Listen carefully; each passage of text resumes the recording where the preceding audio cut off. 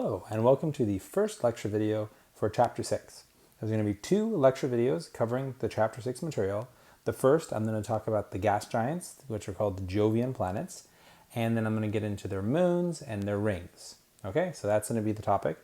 In the second video, which is kind of the second half of the slides, I'm going to talk about the Kuiper belt, asteroids, comets, and also asteroid and comet impacts, or the potential and history of those, even here on planet Earth. All right, but collectively, all this information falls under the title of the outer solar system, because basically everything past Mars, so that includes the asteroid belt, all the gas giants, and then everything past the gas giants is the outer solar system. The inner solar system is just Mercury, Venus, Earth, and Mars, okay? The small terrestrial worlds. All right, so let's get to discussing the outer solar system. All right, so we're going to talk about Jovian planet systems. Okay, so to unpack that term a little bit, Jovian just refers to gas giant as opposed to terrestrial world. There's only 2 types of planets in the solar system, terrestrial and Jovian. All right, so make sure you know the difference. We'll talk about it plenty. And planet system is because the Jovian worlds, unlike the terrestrial worlds, have a lot of moons, and they have rings, which are kind of like broken up moons. Okay, we don't find that terrestrial worlds, right? We don't talk about the mini moons of Venus or the mini moons of Mars, and we just have one moon. Okay, all right. So let's talk about this different kind of planet. All right, so how are the Jovian planets alike? We're definitely going to see a lot of similarities, and it's important to find those commonalities. What are the Jovian planets like on the inside? So that's going to be their interiors. So notice the difference. Notice that. Well, I should say, notice the similarity here. You know, because this is really kind of the same sort of approach we took to talking about the terrestrial worlds. Talk about their insides, their interiors. Talk about their atmospheres. You know, talk about their dynamics. Talk about how they're formed. You know, so a lot of that same approach. Okay. So anyway, what are they like on the inside? What is their weather like? And how do they form magnetospheres like Earth's, okay? Because if you recall, Earth had a really strong magnetic field. The other terrestrial planets don't. They kind of could, but they don't. You know, so that's kind of an interesting thing, right? So it was like this, oh, look, magnetic fields are really neat, but well, it turns out most of the terrestrial planets don't have them. We do, right? For sure, Earth has a strong magnetic field. Well, when we look at the Jovian planets, we're actually going to see magnetic fields front and center, which is nice. We're going to see lots of magnetic fields, which have big impacts, cool implications, you know. So it's really gratifying to see that magnetic fields aren't just restricted to Earth. They're not special. It just kind of happens other terrestrial worlds don't have them by bad luck, you might say. Okay. So here they are, the Jovian planets, all right? Here are the big ones. Jupiter, Saturn, Uranus, and Neptune, okay? These are the big planets. We got all kinds of fun facts about them. We can compare them to the size of Earth. We can look at their distances. Do look at their distances. Notice that Jupiter is 5 times further than the sun than us, and Saturn is almost twice as far as Jupiter is from the sun. And then Uranus is almost twice as far as Saturn is from the sun. Okay, and then you go to Neptune, and it's 1.5 times again as far. So the distances are first a lot bigger than the distances between the terrestrial planets, and they get bigger and bigger the further out you go. Okay, all right, their masses are huge. Jupiter is 318 times the mass of Earth. Their densities tend to be quite low, although there's one standout. The density of Saturn is much lower than the other ones. The other ones are actually pretty close together in terms of their densities. And they have compositions, right? Notice we're not going to see a lot of mention of heavy minerals, metals, or anything like that. We're just going to see a lot of H and He. What's H? Hydrogen. What's He? Helium. Okay? And then we will see some hydrogen compounds that we'll talk about when we talk about Uranus and Neptune. All right. Okay, so Jupiter and Saturn, mostly hydrogen and helium. Okay? Well, Uranus and Neptune do have a bit more going on. They have more water. They definitely have a lot of methane and ammonia, okay? And there's going to be some rock in Uranus and Neptune as well, okay? So definitely a different story, and it's just kind of due to the fact that they're smaller, they're further out, they form differently, but we'll talk about that briefly, all right? Uranus and Neptune are denser than Saturn because they have more of those compounds proportionally. So essentially, Jupiter and Saturn are just the lightest elements, hydrogen and helium, especially Saturn, okay? All right? But that explanation doesn't work for Jupiter, right? So, you know, we look at Saturn and we say, okay, well, you know, Saturn is just hydrogen and helium, so it should be really light, right? It should be much less dense than Uranus and Neptune. But, I literally just said that applies to Jupiter and Saturn, but we'll look at the number. Numbers don't lie, right? Jupiter has a density of 1.33. Well, why is that? Because it's compressed. It's so much bigger than Saturn, or I should say it's so much more massive, right? Look at the difference, right? It's 3 times more massive than Saturn, but these pictures are to scale. Well, is it 3 times as big? No way, not even close, right? It's not 3 times the volume. Even though volume is kind of deceptive, right? You could just add like, a little bit of extra, kind of diameter, but it's not 3 times the volume of Saturn.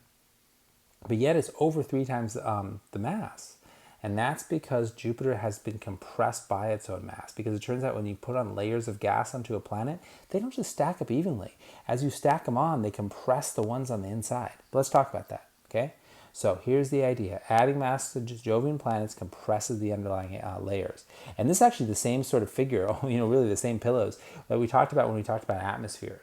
The idea that that atmosphere that on Earth, that it's denser at the bottom, right? And it becomes quite a bit less dense as we go up. I talked about the fact that the pressure decays exponentially because, it's like the density decays as well, right? So that's the same idea of Jupiter, right? That those bottom layers are so compressed because of all those top layers that were created when the planet was created, when Jupiter was created. All right, so adding mass to Jovian planets compresses the underlying layers. And so we see there's actually this really interesting physical phenomenon that happened with Jupiter, okay? Look at this graph. This is radius of a planet as a function of mass of the planet, all right? Notice that at first it's going up pretty steeply, and then it really starts to level off. And Jupiter, relative to Saturn, is located in a portion of that graph where the curve is leveling off. In fact, it levels off so much that we see that similarly, adding mass to Jovian planets eventually would increase its density rather than increase its radius. At some point, the radius actually becomes less dense. The planet has so many layers that it's actually it's compressing under all that weight. And so the more you add, the planet actually starts getting smaller because it's starting to collapse, truly and honestly. All right? So the greater compression is why Jupiter is not much larger than Saturn, even though it is 3 times more massive. The Jovian planets with even more mass can be smaller than Jupiter. All right? And as you go past this tipping point, and there are planets that we found around in other solar systems. Now that we have surveyed so many thousands of planets, we have so much more to compare to. It gives us so much more perspective. But we'll talk about that in another chapter. But it is wonderful. It's amazing, right? Because just 2 decades ago we talked about our planets. We always had to say, well, there might be other planets like this. Now we can say that, well, there definitively are other planets like this. But that if you took a planet like Jupiter and it was in a different solar system where the initial conditions were different and there was just more gas to go around, or maybe a less strong solar wind or something, and the planet was allowed to get much larger, well, in that process, Jupiter would first of all get more and more massive, eventually start to become actually smaller, and then we start getting into the territory of Jupiter becoming something like a brown dwarf, actually becoming almost a star. Because that can happen, right? Jupiter is nowhere near massive enough to be a failed star. People love to say that, but it's really nowhere close to the mass it would take to become a failed star, which is often called a brown dwarf. But it could happen, you could have the conditions to make a planet like Jupiter eventually bigger, but you'd have to have 3 times the mass, 10 times the mass to get there, because you have to get well into the collapsing stage and have that planet start to collapse under its own weight, heating up the core more and more and more until eventually fusion starts, and does take over 10 times the mass that Jupiter currently has. Okay? All right.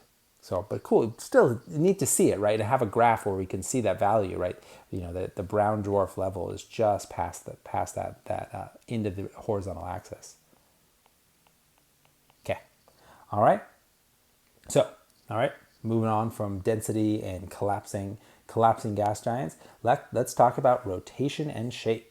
Okay, so Jovian planets are not quite spherical, right? Neither is Earth, but it's subtle, right? Or a little bit wider at the equator. But Jovian planets made out of gas as opposed to rock and metal, well, they stretch out in the middle a lot, because as the planet spins, it actually stretches out that midsection because there's quite a bit of significant force. And this is called the centrifugal force. It's actually a fictitious force because it only appears to exist, but the effect is still that the mass gets flung out because it has inertia. And so the mass that along the equator, due to its own inertia and Newton's first law, wants to continue in motion. Thus, it gets stretched out relative to the rest of the planet. But of course, what holds the planet together is gravity, and it's still held together, but it is wider along the equator than at the poles. Okay, So let's look at the, let's look at the insides of planets. So this is a cool figure here, just kind of lays down the different layers of all four of the Jovian planets. All right. So Jupiter, all right, we got, well, let's do it together actually. Let's do Jupiter and Saturn, right? We look at them and we've got a core. Okay, the core is rock and metal. All right, it is densest, all the densest stuff, the dense stuff that you would see on Earth, right? These are incredibly dense metals. They do exist in these planets. They're not just hydrogen and helium. They do have solid cores. The cores are highly pressurized, okay? But they do have plenty of metals in them, okay? You couldn't get to them because they're so deep down, right? But they also have hydrogen compounds, okay? So they're going to, some of those heaviest hydrogen compounds do still make their way to the core, all right? Beyond that, there's almost like there's an outer core of metallic hydrogen. Right, this is really fascinating because you think of hydrogen as a gas, it's a very light gas. It's an explosive light gas, but it's a very light gas. It is the simplest element in the universe. It is really hard to make a liquid out of hydrogen. But it turns out that if you compress it enough and you make the pressure so great, which exists in these planets, it actually does turn to a solid and it turns into a metal. All right, so this is metallic hydrogen under very, very high pressure, high temperature. All right, above that is liquid hydrogen, so essentially an ocean of liquid hydrogen, then gaseous hydrogen, and eventually the very thin layer of visible clouds at the surface of both planets. And those clouds aren't identical. There are different colors, different compositions of hydrogen compounds between Jupiter and Saturn, but those clouds do share a lot in common. And do we know for a fact that these are the layers? Do we know for a fact these are exact, the exact relative depths of the layers? No, right? These are models, but they're models based on the dynamics and the chemistry of these planets, okay? But Uranus and Neptune are different, okay? Their cores, all right, yeah, so they're rock and metal, so they kind of share that in common. Not as many hydrogen compounds. But notice that outside of their core, they don't have that hydrogen, that metallic hydrogen. They just don't have it, right? Instead, they seem to have giant oceans, so incredibly deep oceans of water, methane, and ammonia. So a mix of those liquids, okay? And then at the very top, they have gaseous hydrogen and then visible clouds, okay? And their visible clouds are quite a bit different because Uranus is so cold, their visible clouds are essentially frozen solid, whereas Neptune has actually high winds and noticeable, motions and storms on the clouds on their surface, okay? All right, moving on. Okay, so the interiors of the Jovian planets, okay? They have no solid surface, okay? Now that there's no point where you can land on the surface of Jupiter or Saturn. If you dive down to those clouds, you might think, oh, well, eventually you're going to reach an ocean. That's kind of getting to the surface. But the issue is that the pressure gets so great before you get to that ocean. It's not like there's not some well-defined point. It's a denser and denser gas until eventually you get to the point where it's liquefied. But you can't even send a probe there because it's only liquefied by the incredibly high pressure. And so it's hostile to any investigation. You can't. Maybe you could build something that's sturdy enough to get to that point, but it'd be an incredible engineering feat. We're talking about incredibly high temperatures and pressures that create the liquid. Because first of all, it's not liquid at relatively low pressure. It's not liquid water, although you do see the liquid water and methane and ammonia on Uranus and Neptune. But liquid hydrogen, my goodness, that's crazy. It's a very high pressure phenomenon. All right. So you can really say there's no solid surface. You can't get down to that surface. It's not even a liquid surface, okay? For all intents and purposes, at least. Okay, the layers are under very high pressure and temperature. The huge mass and gravity is no joke, okay? The cores are about 10 times the mass of Earth. So these cores, right, yes, but they're proportionally small to these giant gas planets. But their cores, you have to realize that the planets are giant after all. And so that means that even though the cores look small in comparison, they're bigger than Earth, okay? Slightly bigger in volume, right? Or sometimes some cases about the size of Earth, but always about 10 times more massive, okay? And as we said, they're made of hydrogen, compounds, metals, and rocks, and the layers are different for different planets. Why is that, okay? All right, so this is summing up the layers, a nice little picture. Here we can see that Earth is, about the size of the core, but only one-tenth the mass because this core is under such high pressure, right? Okay, this is zooming in on things. The high pressure inside Jupiter causes the phases of hydrogen to change of depth. I said that, right? Becomes a liquid, then under even higher pressure becomes a solid, okay? The hydrogen acts like a metal at the greatest depths because its electrons move freely. By the way, that's basically the number one thing you should remember about metals. That's the physicist's point of view about metals, is they're known for their free electrons, and that's what's happening with hydrogen, and that's why we call it a metal. All right, because it basically has all the electrons aren't bound to the lattice of the metal, or the lattice of the solid, or just the atoms of the solid, then use a less technical term. And so all the electrons are just freely moving around in the solid hydrogen. Thus, it behaves like a metal. Okay, just like copper or silver or these aluminum, right? Those are all metals. Whereas like solid calcium is not a metal because electrons don't move freely. Okay. All right. So inside Jupiter, the core is thought to be made of rock metals and hydrogen. And again, this is a good theory, but it can change, right? Especially because these are pretty, like highly energized states. There'd be certain phenomenon that we're just missing because we just don't see them anywhere, so we just didn't think to model them, right? But we're pretty sure that it's made of rock, metal, and hydrogen compounds, and the core is about the size of Earth but 10 times the mass. Okay, so there you go. There's that comparison. Okay. So how do the Jovian interiors compare? I'm going through these quickly because I said a lot of it back in the previous slide, but it's good to have these all in writing, slides you can refer to as you study. The models suggest that the cores of the Jovian planets have similar composition. Okay, so cores are all about the same. The lower pressure inside Uranus and Neptune, because they're quite a bit smaller, right? It means that there's no metallic hydrogen. So with these planets, you go straight from the liquid, kind of outer core to that solid metallic core, but there's no metallic hydrogen outer core. Okay, that is unique to Jupiter and Saturn. And we'll talk about that because it's a bit of a mystery then, because it turns out that Uranus and Neptune do both have magnetic fields, but a lot of physicists think that it's the metallic hydrogen and that is so beneficial for forming magnetic fields for Saturn and Jupiter. So that's great, right? But then, so there's kind of some unanswered questions there we'll touch on in a minute. Okay. So Jupiter radiates twice as much energy as it receives from the sun. How is that possible, right? Because I said that Jupiter is nowhere close to being a failed star, right? But again, people do love to say that. It's this common misconception, like, Jupiter could have been a star. It's like, no, really, it couldn't have been, okay? But the thing is that it does radiate a lot of heat, which maybe that's where the misconception comes from, right? So, certainly Earth does not radiate twice as much energy as it receives from the sun. It radiates a tiny fraction of the energy it receives from the sun, right? It's all about taking, not about giving. So then how does Jupiter do that? Well, we think, probably that energy comes from the fact that the planet is slowly contracting under its own mass. It is continuing to collapse. And that very slow, gradual collapse for something as massive as Jupiter creates a huge amount of energy. Okay? So Saturn also radiates twice as much energy as it receives from the sun. The energy probably comes from differentiation. So sort of like collapse, but it's more like the heavier stuff is still sinking to the bottom. So Saturn is much less dense. It's not at that point of kind of, of continuing to contract under its own mass, but it is still differentiating. There's still a lot of heavier matter, denser matter, I should say, that's higher up, and it's raining down towards the core. And you might be like, well, hasn't the planet been around for, 4 billion years, or really 4.5 billion years? Hasn't that process already happened? And the answer is no. Okay, this is a process that takes billions of years.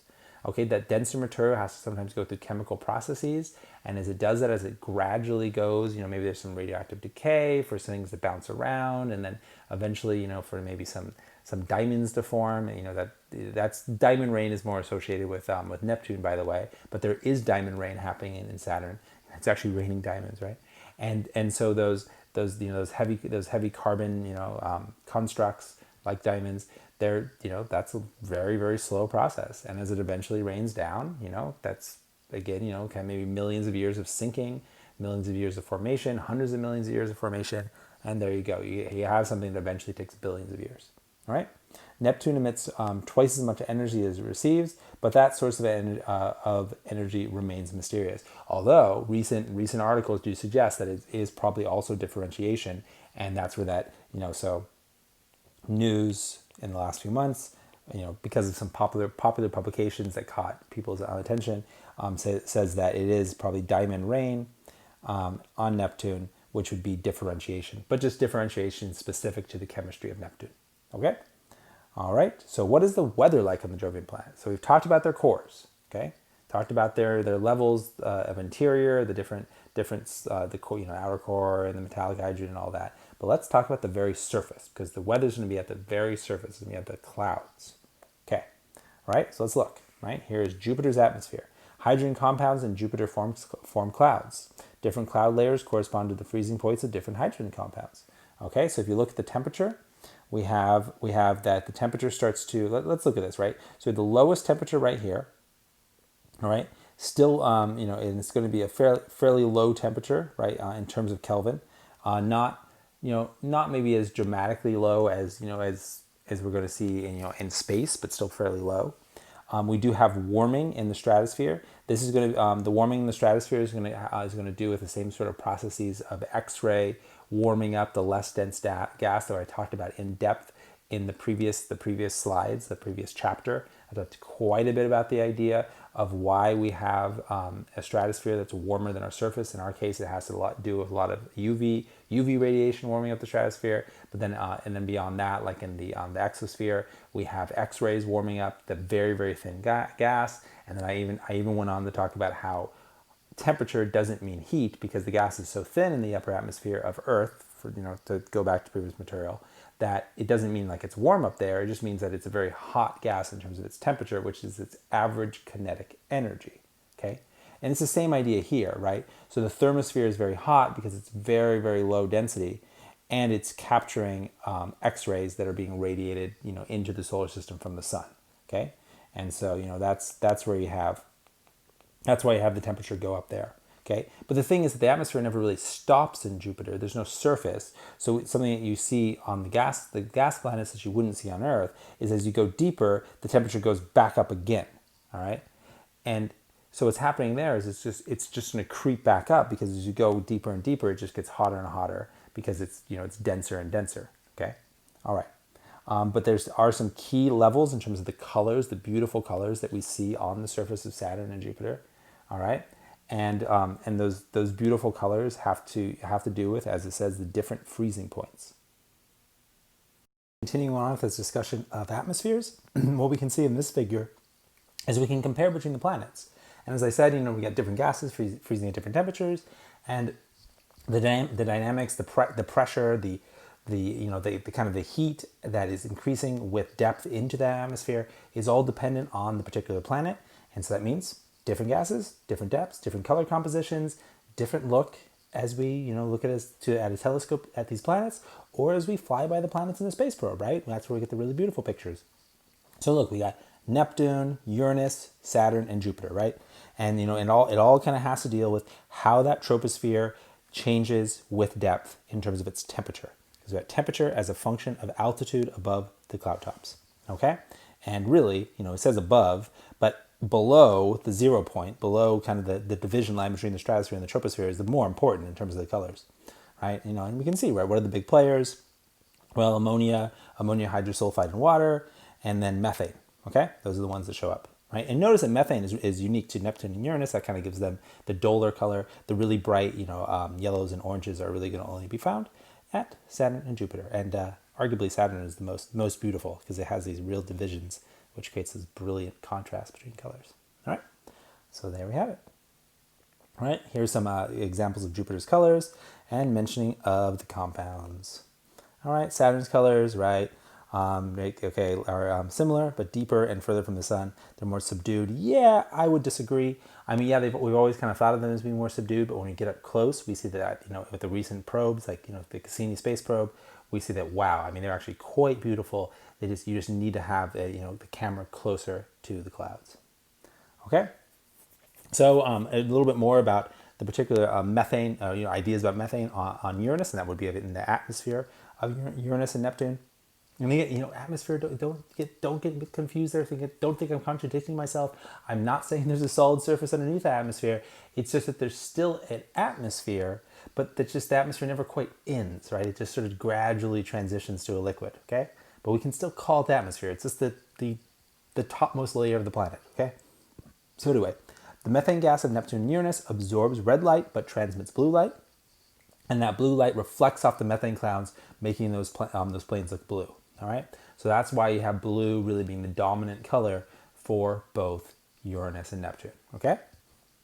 All right, so what about the bands, is it wind that makes them? Yes, it is, okay? So Jupiter has these very well-defined bands. Here's just an image that you might see through a telescope of Jupiter. You can clearly see those bands. You can see them through a hobby-level telescope. You can make out those bands because the light, is really going to kind of build up between them. So what's going on? What's creating them? All right, well, it's all about high winds, okay? And, furthermore, high winds creates the giant red spot that it's kind of famous. It's one of the key characteristics of Jupiter. It's bigger than Earth, quite a bit bigger than Earth, right? And you have this big circular wind that's creating it. It's been lasting for probably tens of thousands of years, right? Twice as wide as Earth, all right? At least 3 centuries, okay? All right, so weather on the Jovian planets. All the Jovian planets have strong winds and storms. Okay, now what about magnetic fields? Okay, and magnetosphere is a term for the region of space that's dominated by a planet's magnetic field.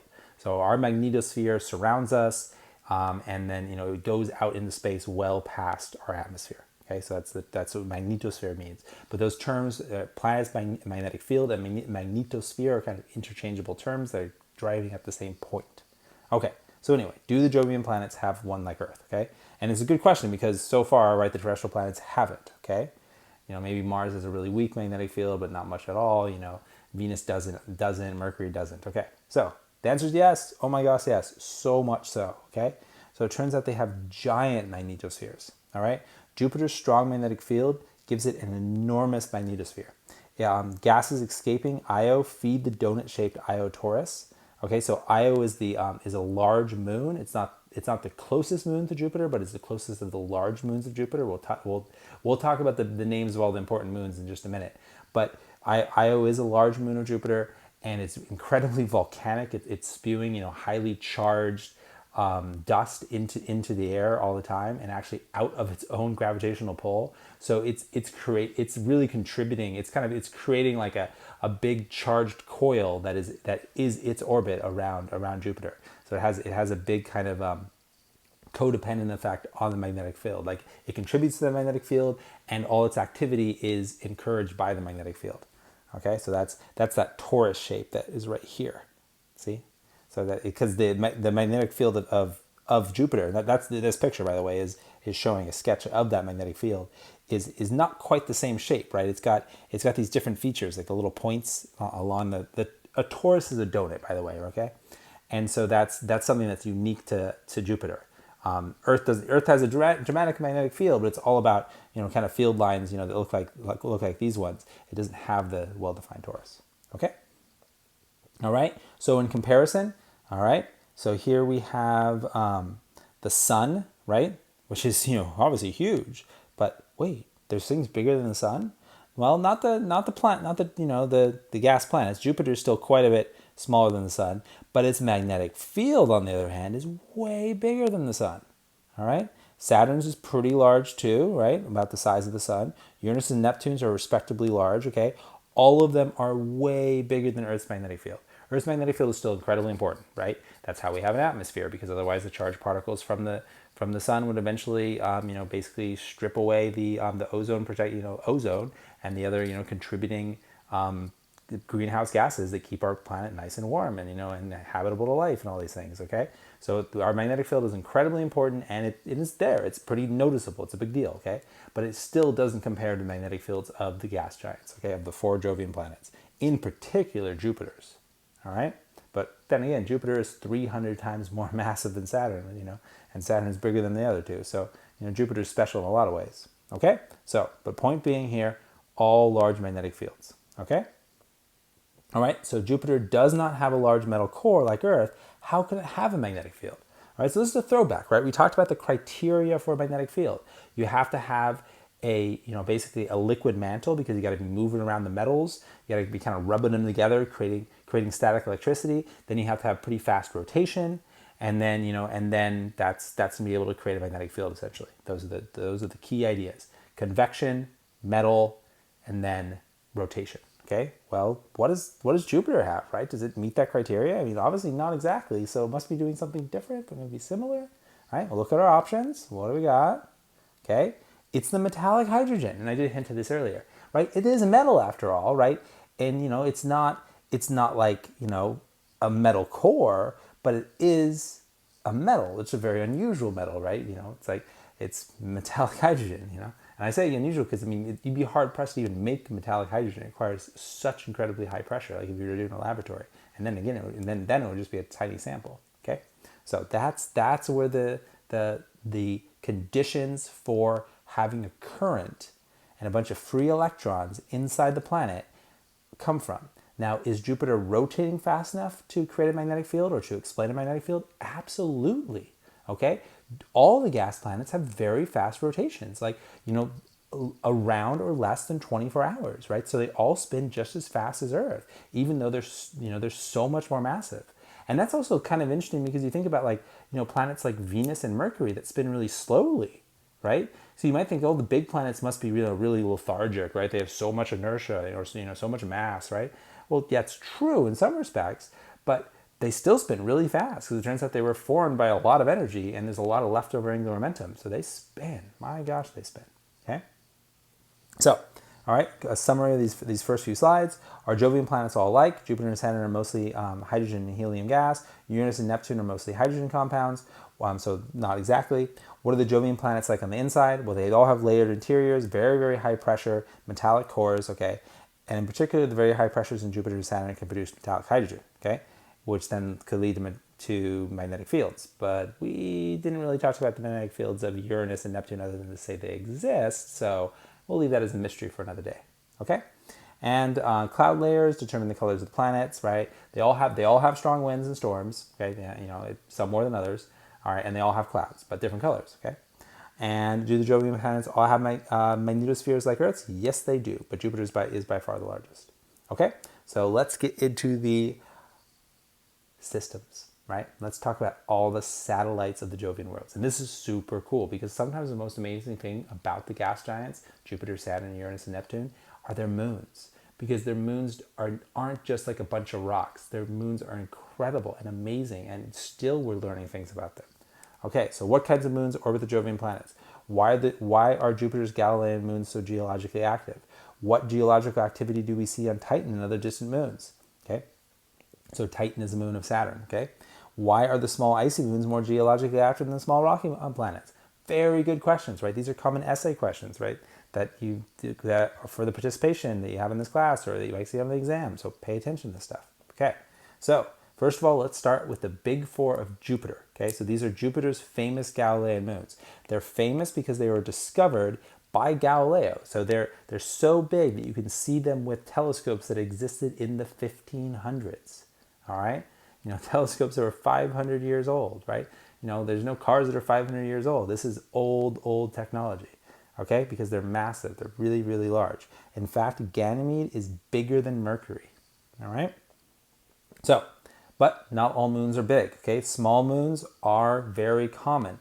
Small moons are defined as anything less than 300 kilometers. That's tiny, that's asteroid size, okay? They don't have geological activity because they are just rocks. And there's also medium-sized moons, 300 to 1,500 kilometers across. There's evidence of geological activity in all of them, but since they've all been around for billions of years, maybe some of them might be newer, but let's say on average they've been around for at least 3.5 billion years. They've all cooled off completely, kind of like you could argue that Mercury has cooled off completely, okay? All right, and then you do have the largest moons that are, as a definition, are greater than 1,500 kilometers.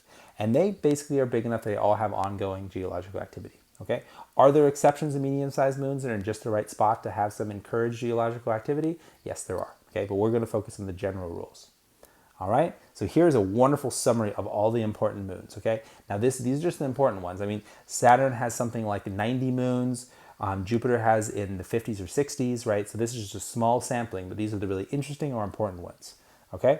So here are the 4 Galilean moons of Jupiter. Here are Saturn's most interesting moons, right? Quite a few more smaller ones, but some ones like Enceladus are particularly interesting, have been getting a lot of headlines in science news for the last 2 years. But there's one particularly big one, Titan, right? Appropriate name. Titan has something very neat about it, which we'll talk about. Uranus probably has the least interesting moons. It basically just, there's really not too many that are famous. We'll mention their facts, but they're decent in size, right? Of the larger of Uranus's moons. Neptune does have one claim to fame. It has Triton. Okay, You can see Triton is quite large, about the size of Europa, and Triton has one very, very special property that no other moon has. Okay, so all these big moons, and this is for comparison, by the way. Here, you have Mercury, our moon, and Pluto. So Mercury is slightly smaller than Ganymede. Ganymede is the only one that's actually bigger. Mercury is bigger than any of the other ones. But you can see quite a few of these moons are bigger than our moon, although our moon's pretty respectably large, right? Because remember, we have a freakishly large moon. Okay, that's why you have to have this whole theory about how it was formed by a huge impact with a previous planetoid, early in Earth's history. Okay, and Pluto is basically just a moon, right? And we'll learn that Pluto is actually nothing special. It's just a dwarf planet in the Kuiper Belt. Okay, but that will be for the next video, for the second half of this lecture. All right, so anyway, what all these moons have in common, the large moons, they have enough self-gravity to be spherical. Okay, so that's a key characteristic of being a planetoid, okay, as opposed to an asteroid. But in this case, they're all moons, right? They all have substantial amounts of ice, all of them, and they're past the ice line, so that should make sense. They're formed in the orbit around the Jovian planets, okay, so they weren't, well, all but one, okay? And then, that's just our best guess, okay? And the circular orbits in the same direction as the planet rotates, okay? So they all spin in the counterclockwise direction as viewed from above the ecliptic plane, all right? All but one, okay? So they're all kind of, everything's spinning in the same direction except there's one that's breaking all the rules, okay? But I'm not to tell you what it is yet. Keep you interested, all right? There are also small moons, some these you don't have to memorize these or anything. They are far more numerous than the medium and large moons. They do not have enough gravity to be spherical. They're all potato shaped. They can still be quite large, right? With these are small to medium. I mean, you look at like Phoebe, for example, 220 kilometers is fairly large. That's like the size of a huge city, right? Or a huge urban area or something, or a small state for that matter, right? They're nothing to scoff at, but they're also not, big spherical creations like these other moons, right? But some of them are well known in astronomical circles, but other than that, you're not going to hear about them much. Okay, and most of them, the small moons, and this is different than the large moons, is they're captured asteroids. Okay, really, and now that's a general statement. I think that's a pretty fair statement. Probably 99% of them are captured asteroids. Okay, that's it. But when we say asteroids, well, also it says or comets, and it's kind of like it. So they could have come from the asteroid belt, or they could have come from the Kuiper Belt, or they could have come from the Oort cloud. We'll talk about the Oort cloud in the second lecture of this chapter. So that's the idea. They got pulled in and they got stuck in the gravity of whatever Jovian planet they are currently orbiting. Okay.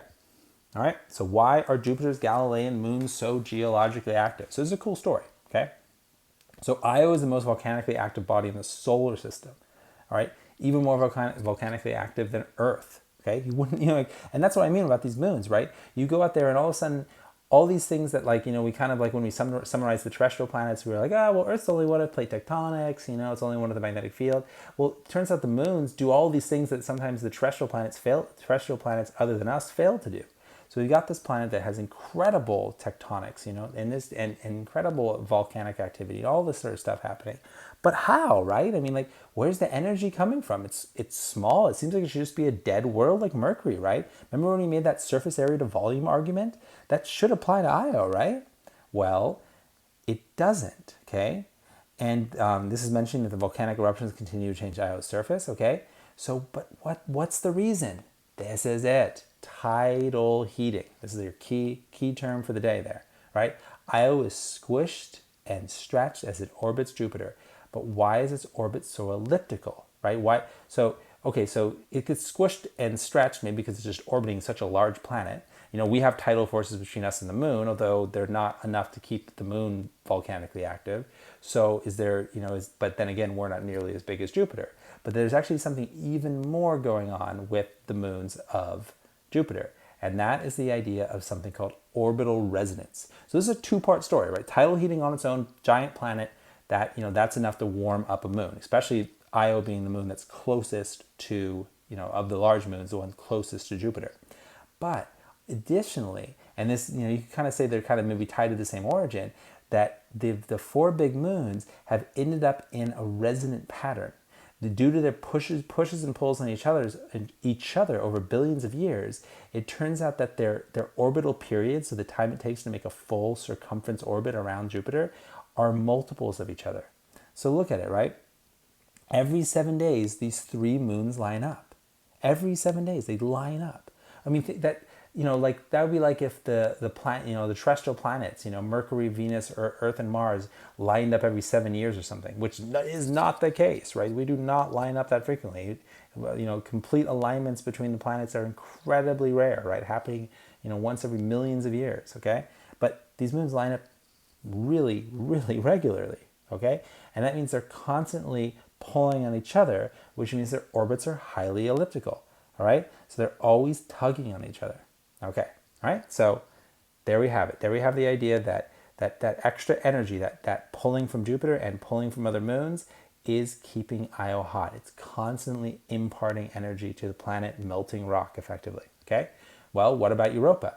Is Europa volcanically active as well? It's the next one further out, so you might say no, and the answer would be no. It's not known for its smeltering volcanoes and lava flows, but it is still heated up by tidal friction and by orbital resonance. But the heating in this case manifests itself as having a liquid ocean beneath the icy surface. All right, and we can see that because we can look at the cracks on the surface, and we can see that these big, huge pieces of ice are behaving almost like plate tectonics and sliding around next to each other. And underneath is a huge liquid ocean, probably water. All right, there could be life on Europa. Europa has always been very popular as a place where there might be a whole ecosystem of aquatic organisms that live beneath the ice. It's liquid water. And it's liquid water that's being continually heated up. That's how it's there in the first place. That's how the ice didn't just freeze all the way through over billions of years.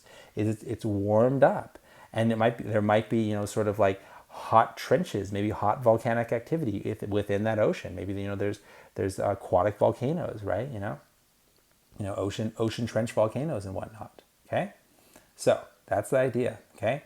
And here we see like a hot plume probably rising to the surface. We see evidence on the ice on the surface to suggest melting and kind of collapsing due to hot plumes like that. So there probably are these ideas of these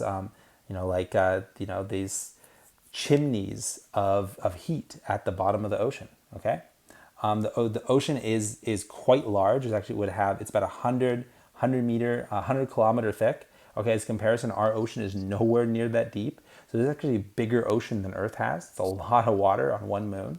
All right, but it is all beneath a sheet of ice. So there's no like spot where the ice is melted through.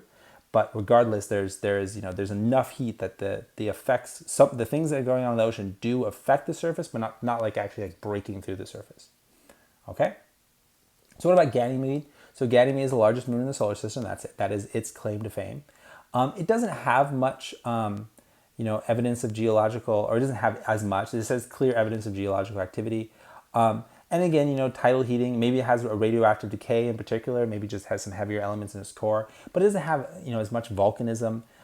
There's sort of like hot spots where craters will hit the surface and there'll be lava flows, kind of like the Maria on our moon, but it's more ongoing in Ganymede. But Ganymede does have a lot of ice. So the surface of Ganymede is sort of a rock ice mix, but like dirty, like it's all like dirty snow. But yeah, there's still obviously, grooves and movement and obvious behavior. And also, one thing is that, although there are a lot of impact craters, they don't completely cover the surface like say on Mercury or our moon. Okay. Then we finally get to Callisto. Callisto it's further out than the other three of the moons. It's not part of the resonance that we talked about, the 3-moon resonance. It's still one of the Galilean moons because it's big enough to be seen by a simple telescope. But it is more of just a big icy moon. Okay, there's a lot less heat here. No tidal heating that we know of, but it does have a magnetic field. So not quite, so there's got to be at least enough heat left over in its core.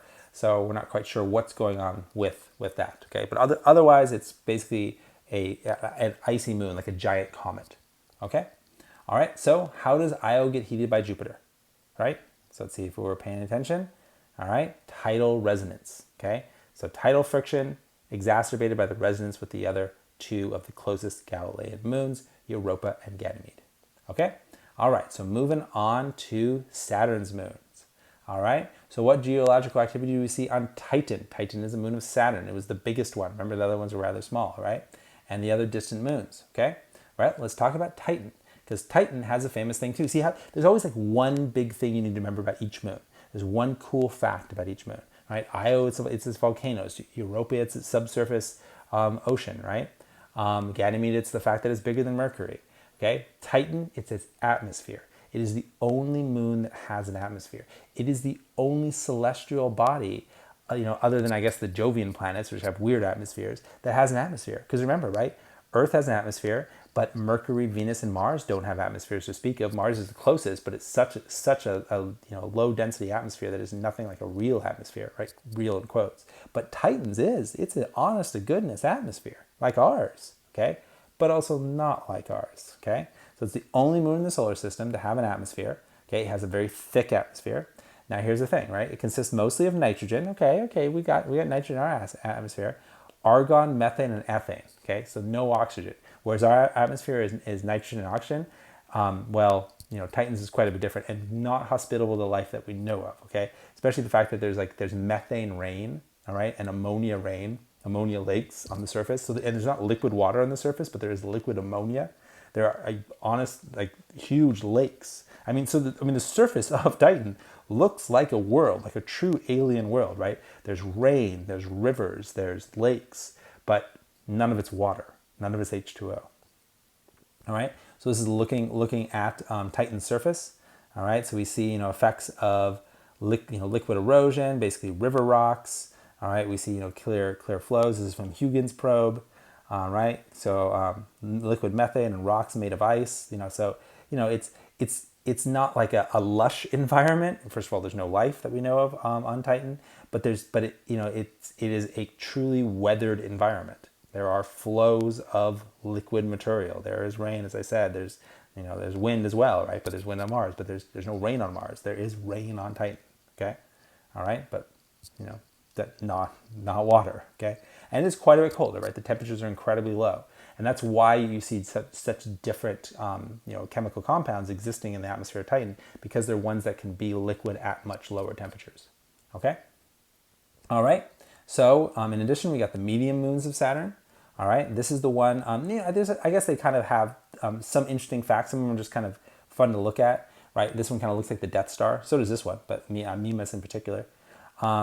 There is, what's the one I'm thinking of? Rhea has some interesting cliffs, but the one that is really, really kind of the best known, which gets the focus and is actually stolen some of the spotlight from Europa, is this one right here, Enceladus. Okay, and by the way, almost all of them show evidence of past volcanism and or tectonics, and again, that's because of heating from Saturn. Okay, and the fact that they're so icy and not that rocky. Okay, but here's the cool thing about Enceladus. Ice fountains of Enceladus suggest it may have subsurface oceans. But not only does it have a subsurface ocean, and now we're basically, suggest, we've got a lot of evidence about its subsurface oceans, in particular from the flyby of the Cassini probe, which was a couple of years ago. And so, but its subsurface oceans are much hotter, as far as we can tell, than Europa's, so hot that they actually shoot plumes that break through the ice and go out into space, actually, pushing heat out in the space, as we can see in this photograph. And so, that's suggesting that there are, real, big, cinder volcano, chimney stacks, like we'd see on, in the Atlantic Ocean, if you look at the Mid-Atlantic Rift, and there's these big, volcanic chimneys, and there's all this life that lives on them, even though they're completely devoid from energy from the sun. So they live without any input of energy from the sun. They get their energy from the heated water, and there's entire ecosystems that evolved there from specialized bacteria, which are called extremophiles, because they live in the extremely high temperatures of the superheated water, okay, and the depth and no light. But then there's other animals that have evolved, like crabs and shrimp, to eat the bacteria, all living in the boiling hot water. And so we see that on Earth, and we see that that's possible, that life evolved without sunlight. And the same thing could be happening in Enceladus, because there's certainly, the sun is incredibly weak at this distance. When you get to the distance of Saturn and Saturn's moons, the sun is just like a particularly bright star in the sky. It's not like you're going to be basking in sunlight. Not at all. Okay, that's true of all the Jovian planets. The sunlight is weak. Okay, but if there's heat at the bottom of the ocean, then you've got heat, you've got water, and you probably have nutrients. And that is, as far as we know, what it takes to have life. So is there life on Enceladus? We don't know. Okay. All right. So other interesting moons. Moving on. Right. It's hard to kind of hold a candle to something as cool as the possibility of life on a moon. But there's some other cool things like Iapetus has a curious ridge around much of its equator. Maybe that's because the whole moon shrunk and it kind of like left like a compression where the whole thing shrunk together. And it really is so dramatic, right? Look at this. It's a huge ridge and it just runs all the way along the equator. Right? Like you just glued together two halves of the moon. All right. So now moving on to Uranus, next Jovian planet. What about its moons? Well, they have varying amounts of geological activity, many unsolved mysteries. They're just not as well known. There hasn't been as many probes. Maybe we're missing something really cool like Enceladus. I don't know. Miranda has large tectonic features and few craters. So there's obviously some kind of heating to cover up the early bombardment craters that otherwise would be shown on the surface. So there's obviously a story to tell there. We're just not sure what it is. And these moons are mostly icy, but they have rock as well. All right. Now going on to Neptune's moon Triton. So what's the deal with Triton? Well, Triton is a moon, right? Now I'm gonna go back and actually show you Triton for comparison. Remember how we talked about how all the small moons are captured asteroids? Or we had this one here, right? They're all captured asteroids and comets, right? Well, look at Triton. Okay, here it is. Right? Triton's big, right? It's like the size of Europa, okay? So what we're saying about Triton is a captured, well, should I call it a comet? No, I'm going to call it a Pluto-like world. So Triton is a captured Kuiper belt object, and that's actually that's the classification that Pluto has. Pluto is also technically a dwarf planet. Triton would qualify as a dwarf planet too if it wasn't a moon, okay? If it wasn't an orbit around a planet, if instead it was an orbit around the sun. That's the difference between sometimes a moon and a dwarf planet. Okay, so it would be considered a dwarf planet if it was in the Kuiper belt, and scientists, astronomers think that that's what happened. It was like Pluto, and it just got too close to Neptune, or Neptune got too close to it, and over time they danced gravitationally, and eventually Triton, found itself in a stable orbit around Neptune. Okay, there's evidence of past geological activity on Triton. Let's see if I have. And also the unbelievably cool thing about Triton is it orbits the opposite direction, okay? I need to add that to this slide here, but orbits opposite way, okay? So remember how we said all of the planets, all of the moons orbit in the same direction that the planets spin in, right? So all the Jovian planets viewed from above the ecliptic plane spin in the counterclockwise direction. All the moons also orbit in the counterclockwise direction. All of the planets of the solar system, all 8 of them, orbit the sun in the counterclockwise direction. Okay? Well, Triton is the exception.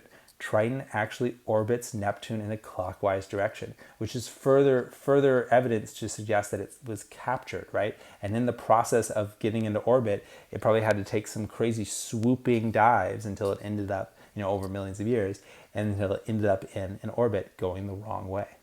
All right. So, well, why are the small icy moons more geologically active than the small rocky planets? I'll give it away. Ice melts at lower temperatures. Okay, obviously, right? How much heat does it take to melt rock? A lot. How much heat does it take to melt ice? Less. Okay, so rock melts at higher temperatures. Only large rocky planets have enough heat for activity. Think Earth, right? Mercury doesn't, right? Because it's so rocky. Ice melts at lower temperatures. Tidal heating can melt internal ice, driving activity, okay? So that's the thing. So these icy moons can be so much more interesting than Mercury because sure, they still have a lot of surface area per volume, but they have extra heat from tidal friction and they're icy, so they melt more easily, okay? Now they can still have rock. That ice can be kind of part of the story. You can still have, liquid mantle, rocky, molten stuff, but with just a lot more melted ice as part of it, which allowed it to melt in the first place, which helps to contribute to heat flow. All right. So it's pretty fascinating. Even when we look at Pluto, and we'll talk about Pluto, and again the second lecture for this or the second video for this lecture, that when we talk about Pluto, Pluto has all this evidence of geological activity. And Pluto's so far out and it's so cold in that part of the solar system. But it's because of all the ice. It's because Pluto, and also because Pluto is getting pulled on by its moon, which is so massive, and it's able to stay warm in a way that a rocky planet with a lot of metal just can't. Okay, so metal is like a burden that makes it so planets just kind of become dead and uninteresting. Turns out ice is way more interesting. Icy worlds are more interesting. Okay, so moons come in many sizes. The level of geological activity depends on the moon size. Okay, so the small ones didn't have, the little potato-shaped ones don't have any activity to speak of. All right, why are Jupiter's Galilean moons so geologically active? Tidal heating and resonance are the reasons. All right, what geological activity do we see on Titan and other distant moons? Well, Titan is the only one with a thick atmosphere, and many of the moons show signs of geological activity, right? So that was a common thread, right? It was like again and again and again, like, oh, look at this, there's big evidence of lava flows and cracks and all this sort of stuff, right? So there's lots of geological activity. And sort of the commonality, the common thread is that ice melts and deforms at lower temperatures, and that's why we see so much activity, okay? So let's briefly talk about the Jovian planet rings. What are Saturn's rings like? How do the Jovian ring systems compare to Saturn's? And why do the Jovian planets have rings at all? All right, so here we are looking at Saturn. It's famous for its rings. They're pretty beautiful, right? Okay, so what are Saturn's rings like? They're made up of numerous tiny individual particles. They orbit around Saturn's equator. They are very thin, okay? They're only a few kilometers thick, okay? From Earth-based telescopes, the rings look like solid concentric sheets, okay? But when you get close, like with the Cassini spacecraft, you can see they're clearly made up of separate rings, concentric rings, with gaps in between them, all right? And furthermore, we know that as we get closer, they're not solid at all. They're actually made out of chunks of ice that are quite far apart from each other, right? Many hundreds of kilometers apart in most cases, okay? And some small moons create gaps within the rings. So we can actually see here a moon that exists within the rings of Saturn. It's not the only one. And as it goes through the rings of Saturn, it actually creates these vertical structures that you can see their shadows. Look at these shadows. These are almost like this. It's almost as like if you took something and you shot a ball or rolled a ball through sand, right? And there's a ridge around the track that ball took through the sand. It sort of almost looks like that, right? Looking at this moon going through the ring of Saturn. But these vertical structures are quite a bit thicker, sometimes 10 or more times thicker than the actual ring itself. And they're big kind of like plumes of ice that seem fairly stable. They've been existing for a long time. So this is just a case that there's a lot more going on with these rings than just one monolithic structure. All right. And there's shepherd moons that help gravitationally keep the rings together. So a pair of small moons can force particles into a narrow ring. So they can create these narrow bands of rings, of the mini concentric rings that make what we call Saturn's rings. Okay. And you can have orbital resonance. You can have gaps where the rings don't exist because they're always going to get pushed or pulled away from that particular location. Okay. And that idea of orbital resonance, we'll talk about again when we talk about why the asteroid belt exists. So hold on to that idea, because we talked about orbital resonance with the three closest to the Galilean moons. So it kind of they lined up every 7 days, but we haven't really talked maybe about the physical significance of it, other than that it can lead to extra tidal heating. But it turns out it can do things like prevent planets from forming or prevent rings from existing at a particular distance from the center of the world that the rings orbit. Okay. All right, it can produce a gap. How do the other Jovian ring systems compare to Saturn's? Well, they're not nearly as beautiful and impressive. Jupiter has rings. They don't show so much. They don't show up much in the visible spectrum because they're so cold. But we can see them if we look in the infrared, which this image is showing. It turns out that all 4 of the Jovian planets do have rings. Saturn's again are by far the brightest, right? So they're very reflective. So they're the ones that we see. Uranus and Neptune do also have faint rings. Okay. All right. So why do they have rings at all? All right. Well, they form from dust creating the impacts on the moons orbiting these planets. How do we know? Well, the rings aren't left over from planet formation because the particles are too small to survive for that long. So that's actually a really good thing to think about. Scientists have really confirmed without a shadow of a doubt that the rings cannot be that old. They really are only about, maybe 2 to 300 million years old, So for example, at the time of the dinosaurs on Earth, Saturn probably didn't have rings. Okay, so rings are they come and go over the billions of years of the history of these planets. They probably cycled through having very faint rings or almost no rings at all to currently Saturn having such large bright rings. Because over time, Saturn's rings are going to become darker, they're going to become less reflective in another 100 million years, and they might eventually break up, and get, become much less, just be a few bands rather than such a thick sheet. All right. So, but they're most likely sources of impacts from the Jovian moon. So some particularly big impact created them, and then they exist for a while, become fainter, and gradually change over time. All right. So the Jovian planets all have rings because they possess so many small moons. There's lots of opportunity for impacts.